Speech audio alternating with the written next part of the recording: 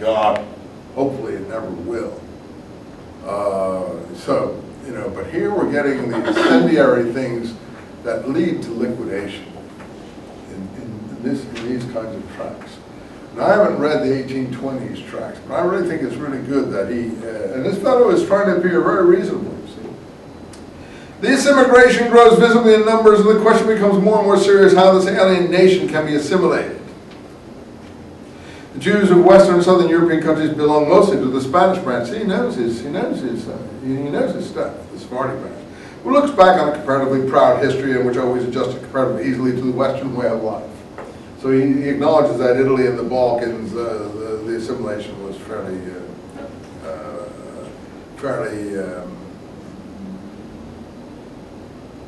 widespread. In fact, the great majority of them have become good Frenchmen, Englishmen, Italians. This is Sephardi Jews, like I told you, as far as can be expected from people of such pure blood and such a distinct peculiarity. We Germans, however, have to deal with Jews of the Polish branch, which bears the deep scars of centuries of Christian tyranny. According to the experience, they are comparably more alien to the European, especially the German national character. What we have to demand from our Jewish fellow citizens is simple: they become Germans. Regard them simply and justly as Germans, without prejudice to their faith and their old sacred past, which all of us hold in reverence. We do not want an era of German-Jewish mixed culture to follow after 1,000 years of German civilization. Well, this is the other side of the coin. This is what the people who were assimilating as fast as they could were facing. And some of his demands are not on the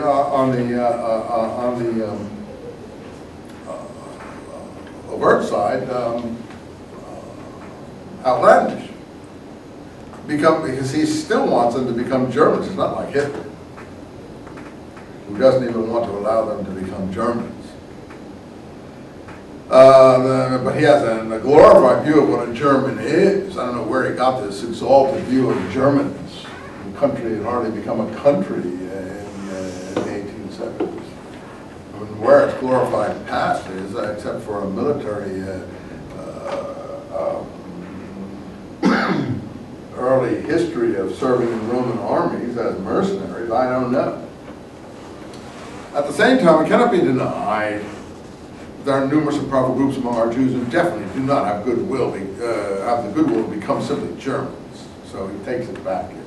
It's painful enough to talk about these things. Even conciliatory words are easily misunderstood. I think, however, some of my Jewish friends will admit with deep regret that recently a dangerous spirit of arrogance has arisen in Jewish circles, and the influence of Jewry upon our national life, which in former times was often beneficial, has recently often been harmful. I refer to the reader of the History of the Jews by Gretz.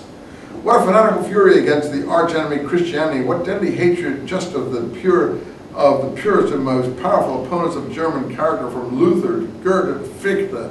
He's talking about his history that this Gretz wrote, which is very mild history. I don't know what he's all worked up about. And what hollow, offensive self-glorification. Well, he's really losing it. Again, we have people today who are just like this. And I've already mentioned a few. I won't labor that point. It's kind of frightening. Fortunately, no one pays much attention to them, but some of them are living in Australia, and they would maybe best stay there. In many thousands of German villages, we have the Jewish usurer. Among the leading names of art and science, there are not many Jews. Well, that's not the case anymore. Art and science is, you know, like overwhelmed with Jews, unfortunately or fortunately, whatever you think of that. Anyway, he goes on like that, and I hope you've read this. The greatest danger, however, is the unjust influence of the Jews in the press, you know, the press lords. And that's always been a big complaint of people who are, for lack of a better word, what we would call anti-Semites. The little man is firmly convinced that now the Jews write everything in the newspapers. And you see, you hear in America often, oh, the Jews control the press. Oh, the Jews control business. Oh, the Jews control politics. You hear that, you know, on the streets, even in America. I don't think America's bad in that regard. I honestly think that, even though you do hear this, whatever you mean by white, and I don't even think it's a uniform entity in any way, but what we call non-ethnic America would be better, is now a minority almost anyway. The ethnic groups in America are on the verge of outnumbering the so-called whatever a white is. I mean, if a Jew is considered a white, I think lots of whites wouldn't assent to that and so on. So I don't know what white means, but what used to be the dominant culture. So now that dominant culture, even if there are people speaking like that in that dominant culture world, are no longer the dominant culture because this country is getting so multi-ethnic that there's no way to know what is the dominant culture. So that's an interesting phenomenon. I'm not praising or criticizing, I'm just observing. So I think America is different, but you do hear these things. I just think it's less dangerous in this country because of the factors that I just told you about. And I'm sure how many have heard that kind of thing. Don't raise your hands, but I'm sure you've heard that kind of thing. Some people, when they go up to me and don't know my background, say those things to me. Almost every, and I hate to use this person as an example, but he wasn't as bad as people make him out to be. Mayor Kahana, who was killed by an Arab terrorist in Brooklyn, he had this Jewish Defense League, and he was just trying to make Jews stand up. I don't think he was really a racist. I met him several times. He was just not a very capable political person. But anyway, he used to tell his crowds of people in a rabble-rousing way, just go into a bar if you want to hear what Americans think about Jews. Fortunately, most of us don't inhabit bars, but that's what he said, just go into a bar. And unfortunately, the kind of bars that used to exist in America, I don't think there are so many anymore, because those bars, the seedy type American bar has disappeared. To some extent, now you have sports bars.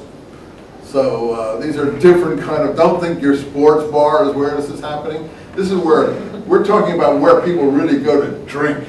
We're not talking about where people go to watch a sports event and, and cheer for their team or something like that. But he used to say that. He used to say, I heard him say it, just go into a bar if you want to hear what people really think. Any case, this man goes on, so he's very upset. You can't criticize Christianity as far as he's concerned, or anything Christian, or anything German. That's just being un-German. The movement is so deep and strong, the bottom of page 83. Oh, he then goes on. Our newspapers owe much to Jewish talent. The acuteness and nimble quickness of the Jewish mind found the arena of the press always a congenial field. But here, too, the effect is double-edged, blah, blah, blah, blah. Further down, the movement is deep and strong. A few jokes about the words of wisdom from the mouths of Christian socialist soapbox orators will not be sufficient to suppress it. Even in the best educated circles among men who would reject with horror any thought of Christian fanaticism or natural arrogance, we hear today the cry as from one mouth, the Jews are our misfortune. So he's saying this is everywhere.